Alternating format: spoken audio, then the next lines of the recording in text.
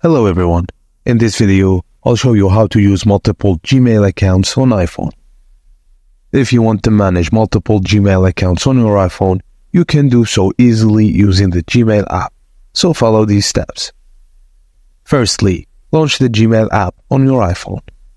At the top right corner of the screen, tap on your profile picture on the icon. In the menu that appears, tap on Add another account. Choose Google from the list of accounts and types and tap Continue.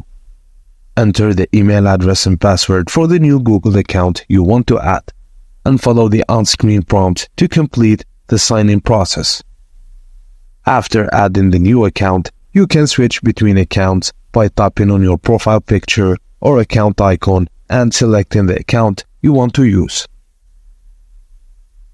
You can now manage and switch between multiple Gmail accounts on your iPhone using the Gmail app. Thank you guys for watching, and please don't forget to like and subscribe for more.